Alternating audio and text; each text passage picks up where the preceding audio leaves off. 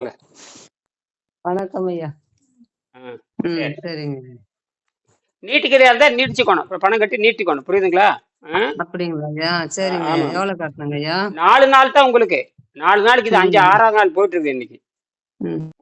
சரிங்க ஆமா. ஐயா. நீட்டுக்கு ஒரு இருந்தா மா எவ்வளோ கட்டணும்? கட்டணம். 1 மாச பயிற்சி கட்டணம். இப்போ அனுப்பிச்சிருக்கேன் பாருங்க. 1 மாச பயிற்சி கட்டணம். ம். எவ்வளோன்னு சொல்லி. சரிங்க ஐயா. ஆமா. அத பார்க்குறேன். பார்த்துக்கங்க. அது வேணா அது கட்டிக்கங்க.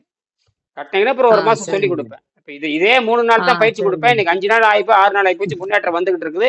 முன்னேற்றத்துல அந்த 1 சரி. மாச பயிற்சி இருக்குது. அது கட்டிட சொல்லுங்க. சரி. சரிங்க ஐயா. எப்பொருள் யார் யாரு கேட்பினும் அப்பொருள் மெய்ப்பொருள் காண்பது. இல்லாட்டா தனிப்பட்ட முறை உங்களுக்கு பேசி அனுப்புறேன். சரிங்க ஐயா. ம். சரி. எப்பொருள் யார் யாரு கேட்பினும் அப்பொருள் மெய்ப்பொருள் காண்பது அறிவு. எப்பொருள் எங்க பரமேஸ்வரி வந்தாங்க போயிட்டாங்களா தெரியுது. பரமேஸ்வரி இருக்கீங்களா? இல்ல. பாருங்க சரி. இருக்கேன்யா. எங்க உங்க படமும் வரல, உங்க பேரு வரல. ஓ சரி, எடுக்கலையா தெரியுது. சரி. அந்த 97ஆம் பக்கம் பித்தநீர், அதாவது உங்களுக்கு நமக்கு பித்தநீர் எப்படி சுரக்குது அப்படின்னு நம்ம மறுபடியும் பேச அதை பத்தி பேசுவோம். 97ஆம் பக்கம். இன்னைக்கு இந்த நோன்பு கஞ்சி சாப்பிட்டுட்டீங்களா? ம். சாப்பிட்டு ஐயா வீடியோ அனுப்பிச்சிருந்தேன். உங்களுக்கு போட்டோ அனுப்பிச்சிட்டு இருந்தேனே. படம் மட்டும் அனுப்பிச்சிங்க. பரவாயில்ல. அவ்வளோதான். அப்ப நாளைக்கு ஒரு 2 நாள் நீர் பயிற்சி பண்ணுங்க. 2 நாள் நீர் பயிற்சி 24 மணி நேரம் போடுங்க. சரிங்க ஐயா. நாளைக்கு நைட்டு எதுவும் சாப்பிட வேண்டாமா? மாலை நீரே. ஆமா. நீங்க 48 மணி நேரம் போட்டு இதே மாதிரி நிறைய கொஞ்சம் முருங்கைக்கீரை கஞ்சி வச்சு சாப்பிடுங்க. முருங்கைக்கீரை கஞ்சி. சரிங்க. கஞ்சில முருங்கைக்கீரை போட்டு. நிறைய போட்டுங்க. தக்காளி போட்டுங்க, வெங்காயம் போட்டுங்க. தக்காளி வெங்காயம் தக்காளி போட்டுக்கலாம், வெங்காயம் போட்டு முருங்கைக்கீரை இருக்கணும். புரியுதுங்களா? சரிங்க. அரிசி முடிஞ்ச அளவுக்கு அரிசி கம்மியா இருக்குங்க. அரிசி போட்டுக்கலாம். அதுக்கு பதிலா அவல் போட்டுக்கலாம். அதுக்கு பதிலா கோதுமை குரணை, அரிசி குரணை, அவளு இதெல்லாம் போட்டுக்கலாம். நல்லா இருக்கும். புரியுதா? அவல் இருக்கு ஐயா, போட்டுக்கிறேன். அதை போட்டுங்களா, போட்டு கஞ்சி வச்சு அப்பளம் வச்சு ஊறுகாய் வச்சு சாப்பிட்டுக்க வேண்டியது. அவ்வளவுதான். வயிறு காரம் சிறப்பு. நல்ல சுத்தம். இந்த முருங்கைக்கீரை இதே மாதிரி 6 மணிக்கு சாப்பிட்டுங்க. முருங்கைக்கீரை சாப்பிட்றது நல்லா சுத்தமாகும். அப்புறம் காய்கறி வெங்காயம் இருக்கு, நல்ல குடல் சுத்தமாகும். சரிங்க. இடுப்புல சப்புன்னு சுருங்கி போயிரு எல்லாமே. வலியெல்லாம் குறைஞ்சி இப்ப கெண்டைக்கால் வலி, இந்த காலையில மத்தியானம் பேசும்போது கொஞ்சம் கெண்டைக்கால் வலி இருந்து இப்ப எப்படி இருக்குது, மாறி இருக்கு. பரவாயில்லைங்க ஐயா. ஆமா. அப்ப இது பறவை இருந்தா அந்த பறவை இருந்தா அப்படியே கொண்டு போயிருங்க. அந்த பசிதாகம் இல்லைன்னா அந்த நீர் பயிற்சி எடுத்துட்டே போய் அந்த பசி வராமையே பாத்துக்கணும். புரியுதா? எந்த அளவுக்கு நீர் அருந்தி இருக்கிறீங்களோ அப்பதான் விஷத்தை நாக்கு கொண்டு வந்து வைக்க முடியும். அதனால கடுமையான ஓய்வுலதான் இருக்கணும். எல்லாரும் பரமேஸ்வரி ஓய்வுலதான் இருக்கணும். நீங்களும் ஓய்வுலதான் இருக்கணும். எல்லாம் ஓய்வுலதான் இருக்கணும். சரிங்க ஐயா. நாளைக்கு நான் கஞ்சி மதியம் குடிக்குவா ஐயா? காலையில எத்தனை மணி நேரம் ஆயிடுச்சு இப்போ உங்களுக்கு? 36 மணி நேரம் சொன்னா 48 மணி நேரம் சொன்னா? ஐயா எனக்கு 36 மணி நேரம் சொன்னீங்க. ஆனா நான் முந்தா நாள் மதியம் சாப்பிட்டது. நேத்து சாப்பிடல, இன்னைக்கு இன்னமும் சாப்பிடல. இந்த உருண்டை தான் 2 சாப்பிட்டேன். அப்ப அப்படியே கொண்டு போங்க. நல்லா இருக்குதுல்ல, அப்படியே கொண்டு போங்க. அப்படியே. சரிங்க ஐயா. நாளைக்கு முருங்கைக்கீரை கஞ்சி குடிக்க சொன்னீங்க. பாப்போம். அந்த மயக்கம் வருதான்னு பாப்போம். மயக்கம் கிருகிருப்பு வருதான்னு பாப்போம். சரியா? சரிங்க ஐயா. ஆமா. அப்ப இதவே 2 போட்டு கொண்டு போவாங்க. இதை சும்மா 2 போட்டு அப்படி தண்ணி மட்டும் மருந்து மாதிரி இப்ப நல்லா தானே இருக்கிறீங்க, விட்டுருங்க. புரியுதா? அந்த பசியை அமைதிப்படுத்திட்டே வரணும். அந்த எந்த அளவுக்கு நீர் பயிற்சி பண்ணி இந்த பழ உருண்டை சாப்பிட்றீங்களோ, உலர் பழ கண்டு சாப்பிட்றீங்களோ அதோட நல்லது. பசி தாக்கத்தை கட்டுப்படுத்துறது, நீர் பயிற்சி நீட்டி போக எவ்வளவு தெம்பு இருக்குது பாருங்க. அப்போ 2 உருண்டை சாப்பிட்டே கொண்டு போயிருங்க. 2 உருண்டை சாப்பிட்டே கொண்டு போவாங்க. அப்புறம் பார்க்கலாம். சரிங்க ஐயா. மற்றபடி வேணும்னா 1/2 மணி நேரத்துக்கு 10 நிமிஷம். அது என்ன மதியம் அந்த லைட் காமிச்சன்ல அப்ப கொஞ்சம் டயர்டா இருந்துன்னு 2 உருண்டை சாப்பிட்டேன். அப்புறம் 7 மணிக்கு 2 உருண்டை சாப்பிட்டேன். அவ்வளவுதான் ஐயா. அவ்வளவுதான். அப்படியே கொண்டு போங்க. அவ்வளவுதான். பசி இல்ல அப்படியே விட்டுருங்க. அது பசி இறக்கிறது கொடுத்தாச்சு, விஷத்தை இறக்கி விட்டாச்சு. அவ்வளவுதான். அப்புறம் போடுங்க. அப்படியே நாளைக்கு பூரா தண்ணீரை போடுங்க. நீர்ல மருந்து மாதிரி அருந்தி போடுங்க. அப்படி நீர்ல அருந்தி இருந்தா தான் இந்த விஷத்தை வேகமா எடுக்க முடியும். விஷத்தை வேகமா எடுக்க முடியும். உடம்பு வத்தணும். அந்த மூஞ்சியில வத்தணும். வீஞ்சி இன்னும் வத்தல. மூஞ்சியில நல்லா வத்தணும். இன்னும் வாதம் இருக்குது. அதுல மாசக்கணக்கில் பண்ணணும். மாத கணக்கில் கரைத்து எடுத்த பிறகுதான் என்ன ஆகும், முழு சுத்தம் ஏற்படும். 71 பக்கம் 72 பக்கம் படிச்சுக்கிட்டே இருக்கணும். இப்ப நம்ம போடுற காணொலி திருப்பி பாக்குறீங்களா இல்லையா?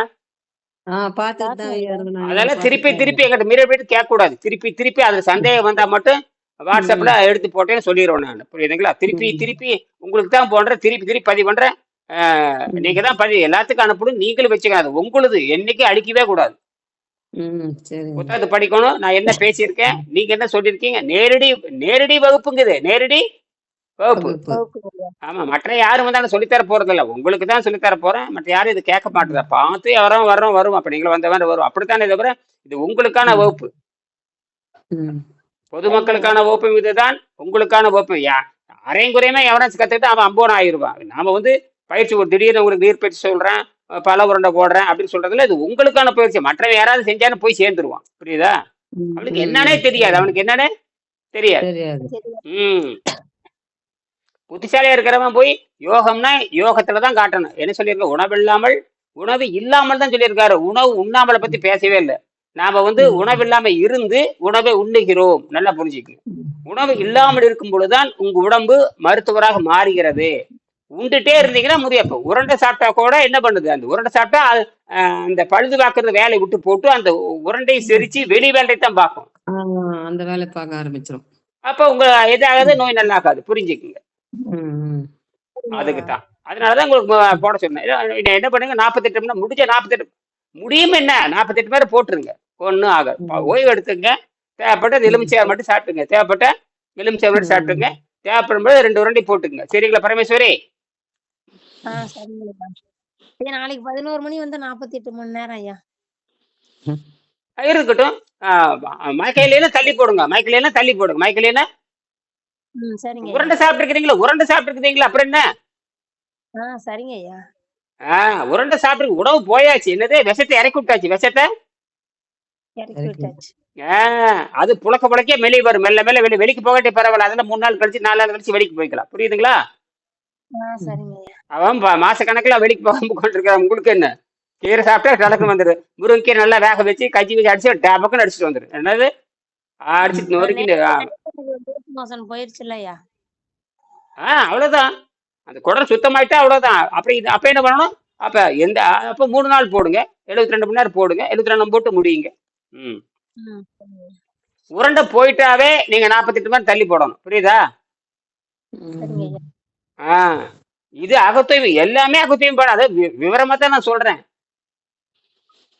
வெளிக்கு போனாவே முடிஞ்சு போச்சு. அப்புறம் அதுக்கப்புறம் இப்ப உதாரணத்துக்கு இப்ப சோனவாங்ஸ் இருக்காருன்னா, அப்ப பெருங்குடலே அவரை சுத்தம் பண்ணிட்டோம்னா மீண்டும் 1 மாசம் அவரு நீர் பயிற்சி பண்ணலாம், ஒரு கட்டத்துக்குள்ள. ஆனா பெருங்குடலை சுத்தம் பண்ணிட்டே வரணும். ரத்தம் சுத்தமாகிறதுக்கு நீர் அறுத்திக்கிறாங்க, ரத்தம் சுத்தமா நீர் அறுத்திக்கிறாங்க.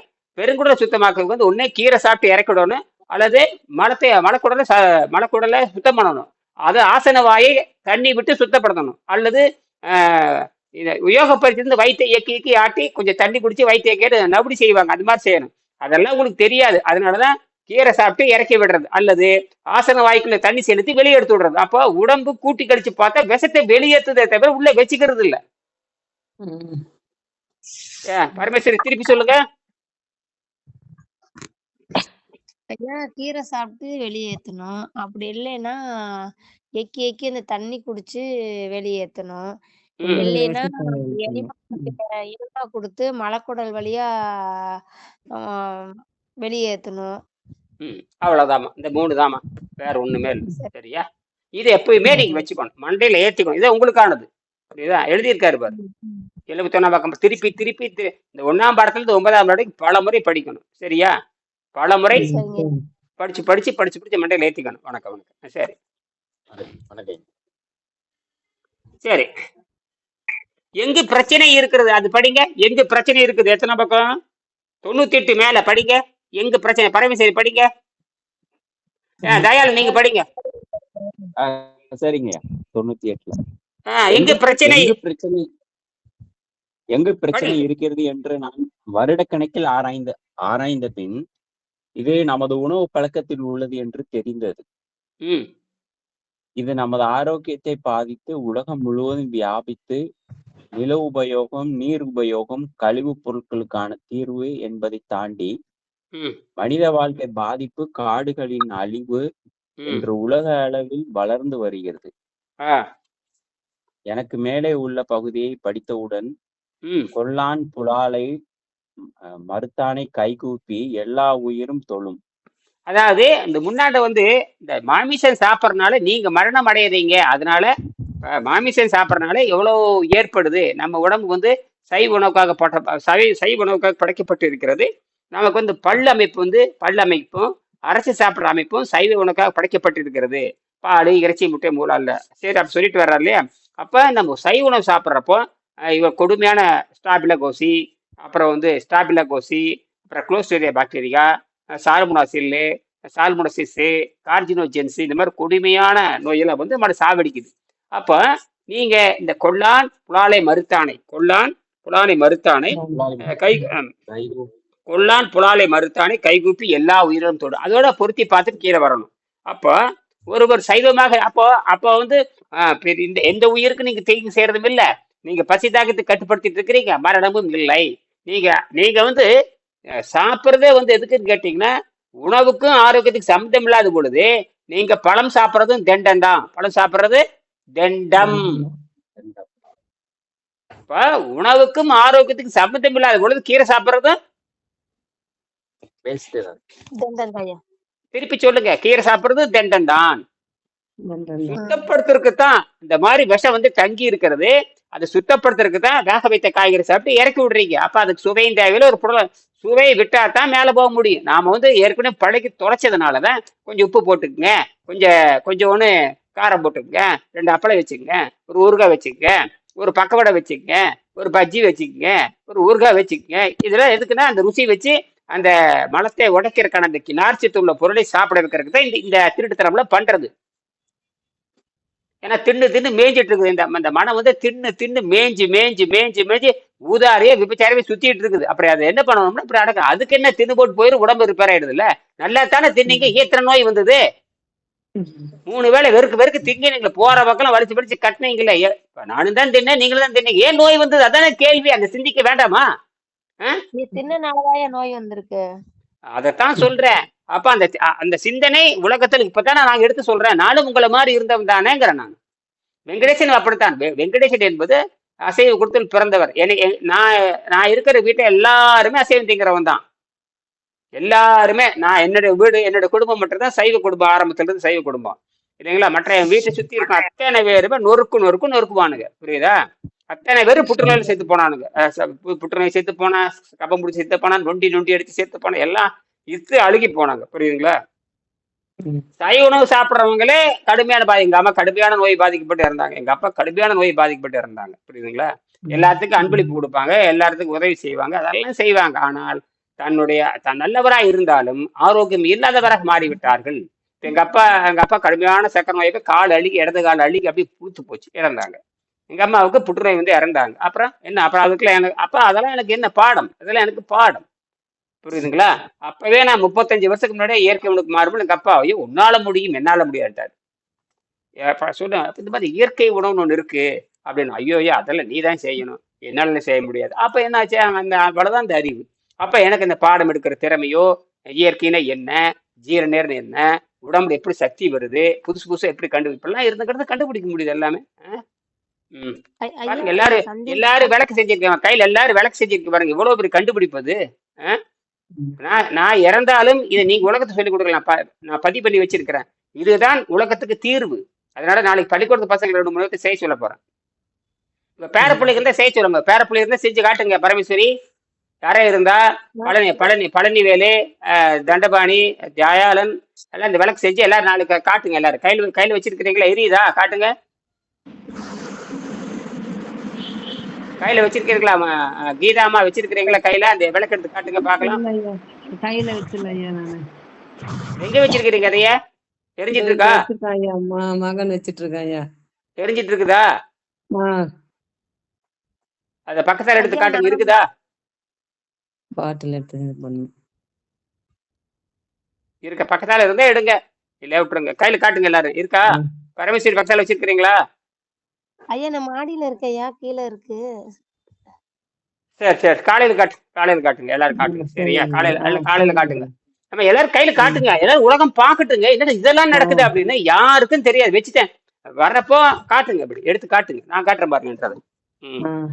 பக்கத்தால வச்சிருக்கிறேன்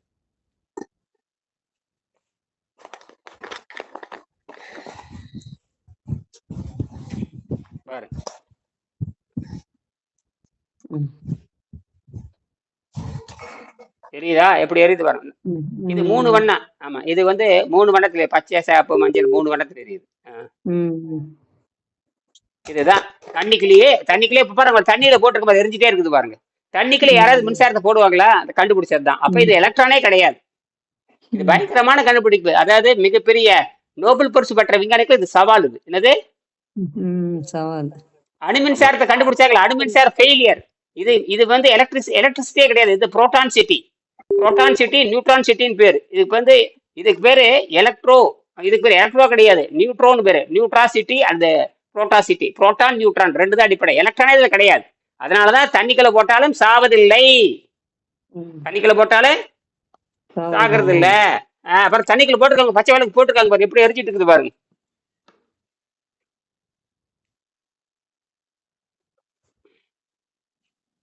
பாரு, இப்ப தண்ணிக்குள்ள போடுறேன் பாருங்க. யாராவது மின்சாரத்தை தண்ணிக்குள்ள போடுவாங்களா? இதான் என்னுடைய கண்டுபிடிப்பு. இதான் உலக மக்களுக்கான கண்டுபிடிப்பு பாருங்க. தெரியுதா? பாரு, தண்ணிக்குள்ள போட்டாச்சு. தெரியுதா?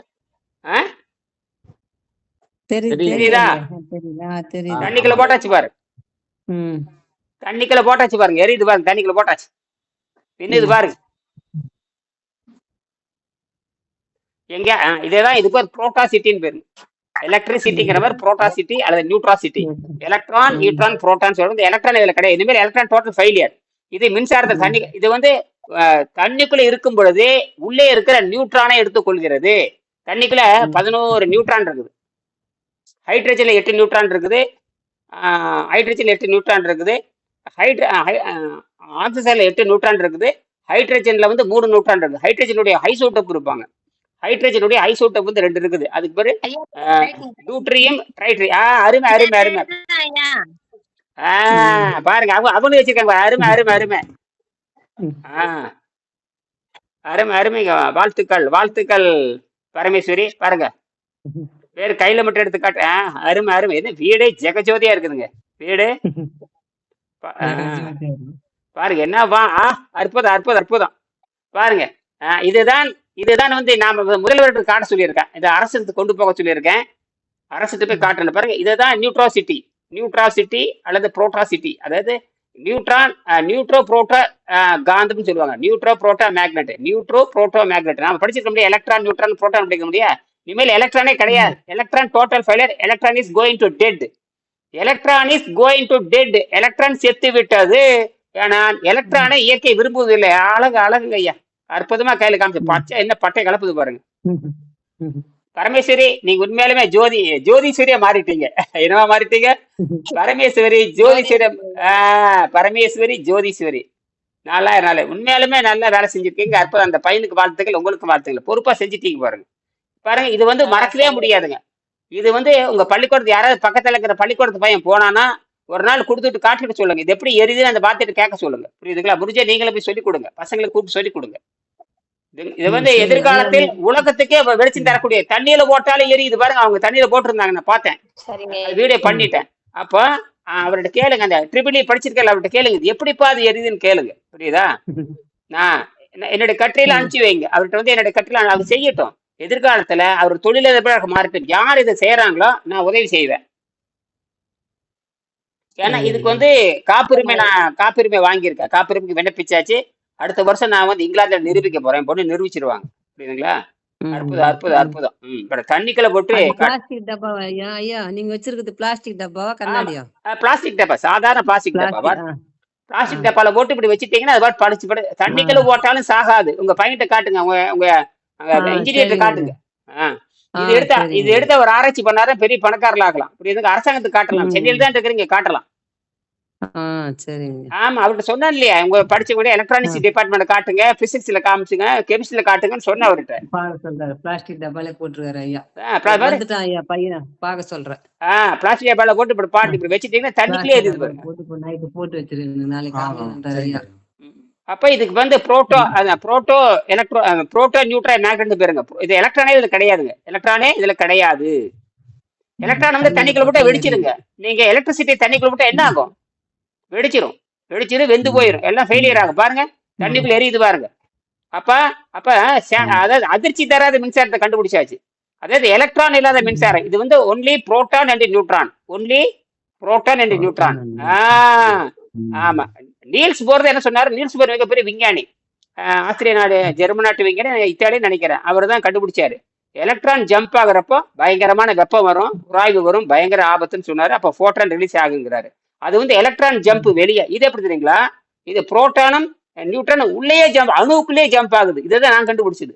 புரோட்டானும் நியூட்ரானும் அணுவுக்குள்ளே ஜம்ப் ஆகிறதுனால இங்க வெப்பம் இல்லை, குளிர்ச்சி தான். பாருங்க, எல்லாம் குளிர்ச்சி. இதுக்கு பேர் கோல்டு எலக்ட்ரிக், குளிர் மின்சாரம் பேரு.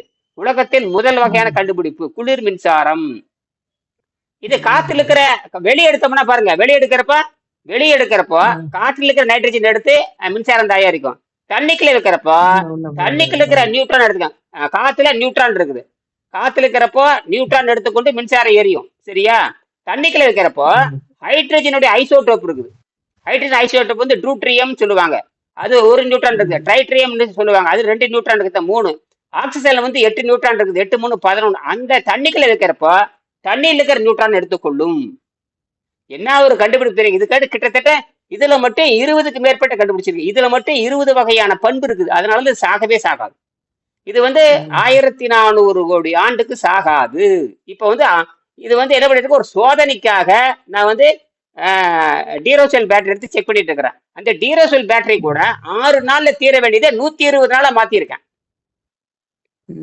6 நாள்ல தீரும். ஒரு விளக்கு எரிஞ்சதுன்னா, 2 இதே மாதிரி விளக்கு எரிஞ்சதுன்னா 6 நாள்ல செத்து போயிடும். எத்தனை நாள்ல? 6 நாள். ஆனால் இதை 120 நாளா மாத்திருக்கேன். மேல வந்து என்ன பண்ணிருக்கேன்? கிராஃபைட் ஒட்ட வச்சிருக்கேன். கிராஃபைட் வந்து பாத்தீங்கன்னா என்ன நினைக்கிறாங்க, கிராஃபைட் வந்து மின்சாரத்தை கடத்தும் அல்லது தடுக்கும் சொன்னாங்க. இல்ல, கிராஃபைட் மின்சாரத்தை பயங்கரமா கடத்தும். அதே நேரத்துல தங்கிட்டு இருக்கிற புரோட்டானை வெளியே தள்ளிட்டு வெளியே இருக்கிற நியூட்ரானை உறிஞ்சிடுறப்ப அது என்னவா மாறுதுன்னா பீட்டா டிகே, அதாவது என்ன சொல்லுவாங்க கேட்டீங்கன்னா நியூக்ளியர் வீக் போர்ஸ்ன்னு சொல்லுவாங்க. அணுக்கரு நடிந்த விசையாக மாறிவிடுகிறது. அதாவது கெமிக்கல் பேட்டரி வந்து நியூக்ளியர் பேட்டரியை மாற்றிட்டேன். கெமிக்கல் பேட்டரி இதுல வந்து பொட்டாசியம் இருக்குது, அப்புறம் கிராஃபைட் பவுடர் இருக்குது, மேக்னஸ் டை ஆக்சைடு இருக்குது. இதுதான் உள்ள இருக்குது. அந்த பொட்டாசியம் வந்து நான் என்ன பண்ணிருக்கேன், பொட்டாசியத்தை வந்து கதிர்வீச்சு இருக்குது. உள்ள வந்து அமோனியம் குளோரைடு இருக்குது. அது வந்து பாத்தீங்கன்னா நைட்ரஜன் இருக்குது. அதெல்லாம் கதிர்வீச்சு உடையது. அந்த கதிர்வீச்சு உடையது உள்ளே இருக்கிற கிராஃபைட் எல்லாம் சேர்ந்து கதிர்வீச்சாக மாறி விடுகிறது. அப்ப என்னன்னு கேட்டீங்கன்னா 6 நாள் தீர்றது வந்து 140 நாள் 150 நாள். பச்சை வச்சுட்டீங்கன்னா 6 மாசம் எரியும். வெள்ளை வச்சா 60 நாள் இருக்கு. பச்சை வச்சுட்டீங்கன்னா 6 மாசம் எரிஞ்சுக்கிட்டே இருக்கும். சரிங்களா? இதே மாதிரிதான் நம்ம உடம்பு சக்தி எடுத்துக்குதுன்னு சொல்ல வர்றேன். இது எப்படி இது கார்பன் பாடி தான். இதுவும் கார்பன் பாடி தான். நம்ம உடம்பும் இது வந்து மின்சாரமா மாத்துது, நமக்கு எனர்ஜியா மாத்துது. எல்லாம் ஒண்ணுதான். இது கார்பன் பாடி தான். இந்த கார்பன் தான் பாருங்க வெளியே வச்சிருக்க கார்பன் இருக்குல்ல, அந்த கார்பன் தான் எல்லா வேலையும் பண்ணுது. இது இப்ப ஜனவரில தான் கண்டுபிடிச்சேன். விஞ்ஞானிகள் தொட்டதை நான் என்ன பண்ணிட்டேன், அதுக்கப்புறம் விஞ்ஞானிகள் சொன்னதை வளர்த்து எடுத்துருக்கிறேன். விஞ்ஞானிகள் என்ன சொன்னாங்கன்னா, இந்த மாதிரி ஒரு அணுக்கரு நடிந்த விசை இருக்குது அப்படின்னு கண்டுபிடிச்சாங்க. அதுல ஒரு சாலம்னு ஒரு விஞ்ஞானி, அப்புறம் யாரோ பெர்க்னு ஒரு விஞ்ஞானி, இன்னொரு விஞ்ஞானி சேர்ந்து 1973 ஒரு ஒழுங்குபடுத்துறாங்க இந்த மாதிரி இருக்கு அப்படின்னு. ஆனால் அதற்கான அறிவியல், அது எங்கிருந்து எடுக்கிறது, எப்படி எடுக்குது யாருக்குமே தெரியாது. அணுவை பிளக்க முடியும்னு சொன்னாங்களே தவிர அதுல சொன்ன தேதியிலிருந்து கிட்டத்தட்ட 30-35 வருஷம் கழிச்சுதான் எப்படி பிளக்க முடியும்னு கண்டுபிடிச்சாங்க. சொல்லும் போது சொன்னாங்க அணுவை பிளக்கலாம், பிளந்தால் கண்ணுக்கு தெரியாத அணுவை பிளக்கலாம், பிறந்த மிகப்பெரிய சூரியன் மாதிரி வெளிச்சு வரும்னு சொன்னாங்களே தவிர எப்படி என்னன்னு யாருக்குமே தெரியாது. என்னது யாருக்குமே தெரியாது. அதுக்கப்புறம் தான் 35 வருஷத்துக்கு அப்புறம் ஆஸ்திரேலியாவை சேர்ந்த ஒரு பெண்மணி, அந்த அம்மா பேரு லைசா மைட்னர்னு பேரு, மிகப்பெரிய இயற்பியல பெரிய ஆஸ்திரேலியா நாடு சேர்ந்தவங்க, ஜெர்மன்ல ஆராய்ச்சி பண்ணாங்க. அவர் தான் அந்த அம்மா தான் கண்டுபிடிச்சிருந்தாங்க நியூட்ரான் ஒரு சக்தி இருக்கு, நியூட்ரானை வைத்து பிளக்கலான்னு அவங்க சொன்னாங்க. அப்பதான் எல்லாத்துக்கும் அந்த அம்மாவுக்கு நோபல் பரிசு கிடையாது, ஒன்றும் கிடையாது. பெரிய படிப்பாடி தான், ஆராய்ச்சியாளர் தான். நானும் அந்த அம்மாவுக்கு எதுவுமே கொடுக்கவில்லை யாருமே. அதுக்கப்புறம் தான் 35 வருஷத்துக்கு அப்புறம் தான் நியூட்ரானை வைத்து புரோட்டானை புழக்க முடியும்னு கண்டுபிடிச்சு. ஏன்னா புரோட்டானும் நியூட்ரானை இணைந்தே இருக்கும். அப்புறம் உளி மாதிரி ஒரு நைட்ரஜன், அந்த புரோட்டான் நியூட்ரான் வெளியிருந்து நியூட்ரான்ங்கிற ஒரு சக்தியை கொடுத்து உளி மாதிரி வச்சு ரெண்டையும் புலந்தாங்க. ஏன்னா அது எப்போ பிடிச்சி ஒட்டிக்க யாருனாலே பழக்க முடியாது.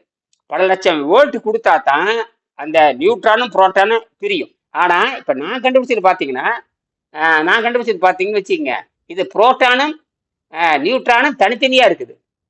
நியூட்ரான் வந்து காத்துல இருக்குது, புரோட்டான் வந்து இந்த கார்பன் இருக்குது. இது என்ன பண்ணுதுன்னா புரோட்டானை வெளியே தள்ளிட்டு வெளியே இருக்கிற கார்பனை நியூட்ரான் உள்ள கொண்டு வருது.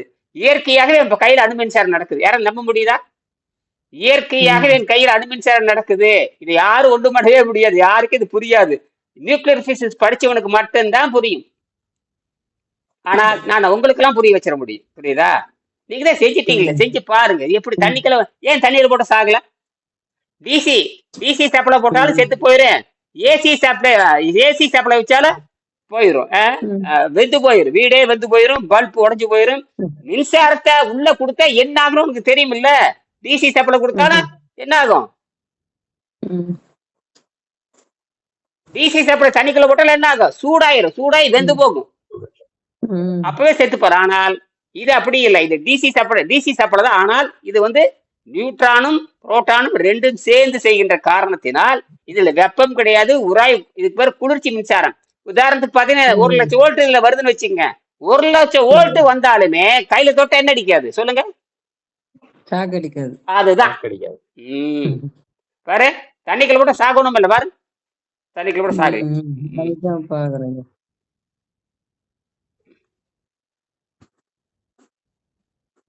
ரைட், சரி, நான் நிறைவு செஞ்சுக்கிறேன். அப்புறம் மறுபடியும் பேசுவோம். சரியா? நன்றி. பாரு, இதை சொல்லி முடிச்சுக்கிறேன். எங்க முடிச்சேன்? 97 கடைசியா? கொல்லான் புலானே மறுத்தானே.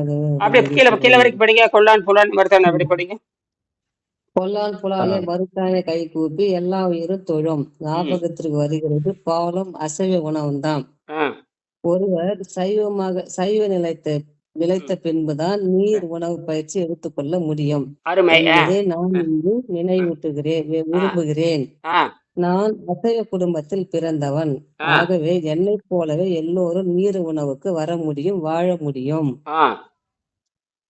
அடுத்தது, அமெரிக்க ஜனாதிபதியாக இருந்த கென்னடி அவர்கள், நாடு உனக்கு என்ன செய்தது என்று கேட்காதே, நீ நாட்டுக்கு என்ன செய்தாய் என்று சிந்திக்கவும் என்று கூறியதாக படித்திருக்கிறேன். இந்த வார்த்தையே நான் சிறிது மாற்றி எழுதுகிறேன். உலகம் உனக்கு என்ன செய்தது என்று நீ கேட்காதே, நீ உலகத்திற்கு என்ன செய்தாய் என்று சிந்திக்கவும் என்பது சற்று மேலான சிந்தனையாக இருக்கும் என்று எனக்கு தோன்றுகிறது. அடுத்து, பிறந்த போது நாம் நம்முடன் கொண்டு வந்தது இந்த மனித உடலை மட்டுமே. அது 5 அறிவு உடையதாய் பசியுடன் தாய்ப்பாலை விரும்பி பருகும். அசைவ உணவு பழக்கம் உள்ளதாக பிரிக்கிறது. உயிர்களின் உற்பத்தி சரித்திரத்தில் ஓரறிவு கொண்ட தாவரம் முதல் 6 அறிவு கொண்ட மனித இனம் வரை மிகவும் பலம் குறைந்த நீண்ட நாள் உதவியை நாடக்கூடிய பிறவி மனித பிறவிதான். சொல்லுங்க ஐயா, என்ன புரிஞ்சுக்கிட்டீங்க? நாம் பிறந்த போது நம்ம உடல்ல வர்றது கூட நம்ம உடம்புதான், உடலை மட்டும்தான் நம்மளுக்கு வருது. பிறக்கும் போது நம்மளுடன் கொண்டு வந்தது இந்த மனித உடலை மட்டுமே. சரி. அது 5 அறிவு உடையதாய் பசியுடன் தாய்ப்பாலை விரும்பி பருகும். அந்த பசியில நம்ம பிறந்த பிறகு அசைவ உணவு பழக்கம் உள்ளதாக பிரிக்கிறது. அசைவ உணவு பழக்கம் உள்ளதாக பிறக்கிறது. அப்படித்தான் பிறக்கிறோம். ஆமா, உயிர்களின் உற்பத்தி சரித்திரத்தில் ஓரறிவு கொண்ட தாவரம் முதல் 6 அறிவு கொண்ட மனித இனம் வரை மிகவும் பலம் குறைந்த நீண்ட நாள் உதவியை நாடக்கூடிய பிறவி மனித பிறவிதான். ஒரு ஆட்டுக்குட்டி கூட பிறந்தவுடன் நடமாடிக்கூடியது. மனித குழந்தை இந்த திறமை பெற வருடங்கள் ஆகின்றன. இதோட நிறுத்துங்க. இதுல என்ன புரிஞ்சுக்கிறீங்க அப்படின்னா, மனிதன் மட்டும்தான் பிறருடைய உதவியை நீண்ட நாள் எதிர்பார்க்க வேண்டியது இருக்குது. அப்ப தானாக முடியாதுங்கிறாங்க. நீண்ட நாள் உதவியில தான் மேல ஏற முடியும். நீண்ட நாள் உதவியில தான். நானே இப்ப 65 வயசு, வேற வழியே இல்ல. மீண்டும் சந்தேகம் வருதா பேசுவார். காலையில் 7:30 மணிக்கு பேசலாம். சரி, யார சந்தேகம் இருக்கா? நன்றி, வணக்கம். நன்றி, வணக்கம் ஐயா.